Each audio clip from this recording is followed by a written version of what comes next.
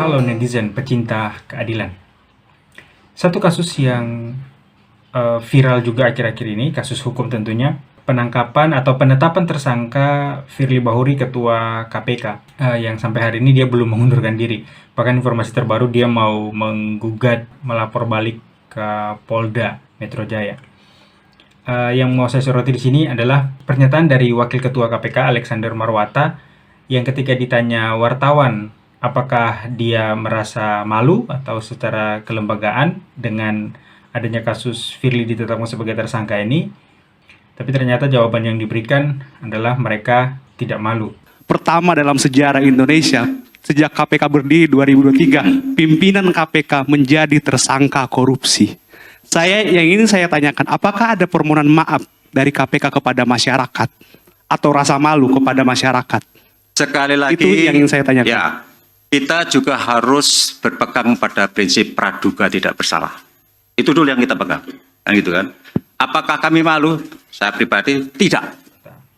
Nah ini menunjukkan bahwa para penegak hukum di negara kita, terutama KPK, tidak menjadikan landasan moral sebagai nilai dalam pemberantasan korupsi. Ya kasarannya mereka amoral gitu, mereka tidak bermoral.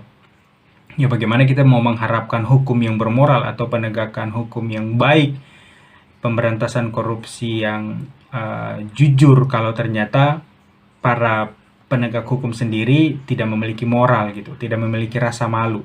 Nah ini sangat berbanding terbalik dengan apa yang disampaikan oleh Kapolri beberapa waktu lalu. Waktu kasus Sambo itu dia sampai minta maaf. Nah bayangkan seorang Kapolri yang adalah penegak hukum mampu atau bisa menyampaikan permohonan maaf atas kasus tersebut karena sudah mencoreng nama baik institusi. Lah ini kenapa Alexander Marwata sebagai Wakil Ketua KPK tidak menyampaikan permohonan maaf? Bukankah perlakuan Firly sudah mencoreng nama baik KPK dan bahkan mencoreng nama baik masyarakat Indonesia yang menginginkan pemberantasan korupsi ini dilakukan oleh pihak-pihak yang bersih. Dengan seperti ini kan berarti sudah sangat kotor gitu. Nah harusnya atas kekotoran itu KPK meminta maaf gitu. Tapi yang terjadi ya tidak minta maaf. Berarti kan tidak tahu malu gitu. Nah meskipun nanti belakangan kemudian si Gufron itu salah satu petinggi KPK kemudian menyampaikan permohonan maaf. Nah tapi dari Alexander Marwata sendiri sampai hari ini tidak ada permohonan maaf kepada publik. Mereka itu digaji oleh publik melalui pajak yang disetor kepada negara. Harusnya ada permintaan maaf kepada publik. Lagian kalau Alexander Marwata tidak pikun terhadap undang-undang pemberantasan korupsi, di sana disebutkan bahwa perlu adanya keterlibatan atau pemantauan atau pengawalan dari masyarakat luas atau publik sehingga pemberantasan korupsi itu bisa berjalan dengan lancar, transparan. Jadi jangan sampai menyepelekan peran serta masyarakat.